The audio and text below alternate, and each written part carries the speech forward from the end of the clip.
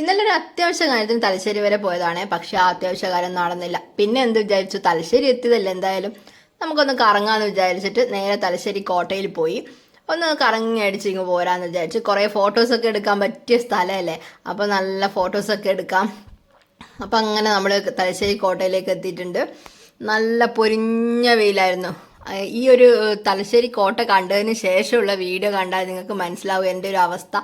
ഞാൻ ആകെ കരിഞ്ഞ് പുകഞ്ഞു പോയി മൊത്തത്തിൽ. അപ്പോൾ അതിൻ്റെ ഉള്ളിലൊക്കെ കയറി ചുമ്മാ അങ്ങനെ നടന്ന് കളിക്കുക, ഫോട്ടോസ് എടുക്കുക, അത്രയേ ഉള്ളൂ, വേറൊന്നുമില്ല അവിടെ. അപ്പോൾ ഇത് ഇവിടെയൊക്കെ നല്ല വെയിലാണ്.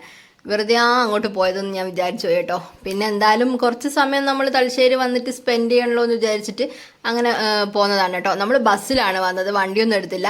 ഇന്ന് നമുക്കൊരു ബസ് യാത്രയാവാമെന്ന് വിചാരിച്ചിട്ട് തന്നെയാണ് വന്നത്. അപ്പോൾ പിന്നെ നമ്മൾ ഒന്ന് കറങ്ങി, എന്തായാലും കറങ്ങിയിട്ട് പോകാമെന്ന് വിചാരിച്ചിട്ടാണ് ഇതിൻ്റെ ഉള്ളിലേക്ക് കയറിയത്. ഈ പോകുന്ന വഴിക്കൊക്കെ നല്ല വെയിലാണ് കേട്ടോ. ഇത് അതിൻ്റെ ഏറ്റവും ടോപ്പിൽ എത്തുന്ന സ്ഥലമാണ് കേട്ടോ. അവിടെയൊക്കെ ഒന്നും കാണാനൊന്നുമില്ല, നമുക്ക് അതിൻ്റെ ചുറ്റുമുള്ള കാഴ്ചകൾ അവിടെ നിന്നുകൊണ്ട് കാണാമെന്ന് മാത്രമേ ഉള്ളൂ. അവിടെ നമ്മുടെ പള്ളിയൊക്കെ ഉണ്ട് കേട്ടോ.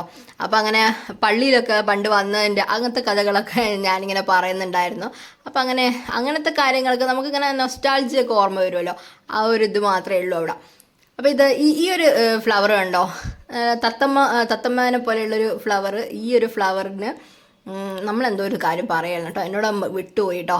അത് ആർക്കെങ്കിലും അറിയും, കമൻറ്റ് ചെയ്യണേ.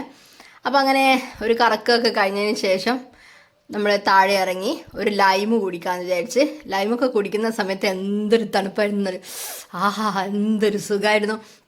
അത്രയും വെയിൽ കൊണ്ടിട്ട് തണുത്ത ഒരു ലൈം കുടിക്കുമ്പോൾ ഭയങ്കര ഒരു രസമായിരുന്നു. കല്ലുമ്മക്കായ നിറച്ചതുകൊണ്ടായിരുന്നു, അതും കഴിച്ചു. പിന്നെ കുറേ കഴിഞ്ഞതിന് ശേഷമാണ് നമ്മൾ ബിരിയാണി കഴിക്കാമെന്ന് വിചാരിച്ചത്. ഏകദേശം 1:30 ആവാനായിട്ടുണ്ടാവും. അപ്പോൾ ആ സമയത്ത് നമ്മൾ ബിരിയാണി കഴിക്കാൻ വേണ്ടി കയറി. ബിരിയാണി വലിയ ടേസ്റ്റ് ഒന്നും ഉണ്ടായിരുന്നില്ല, പഴയ സ്റ്റാൻഡിലുള്ളൊരു ഹോട്ടലിലായിരുന്നു. അപ്പോൾ അങ്ങനെ ഭക്ഷണം കഴിച്ച് കഴിഞ്ഞ് പിന്നെ നമ്മൾ ഒരു 2 മണി 2:15 ആ ഒരു സമയത്താണ് നമ്മൾ ബസ് കയറിയത്. അങ്ങനെ തിരിച്ച് നമ്മൾ ബസ്സിൽ വരികയാണ് കേട്ടോ. കുഞ്ഞുണ്ണി ഇങ്ങനെ പെട്ടി സീറ്റിലൊക്കെ ഇരുന്നിട്ടാണ്.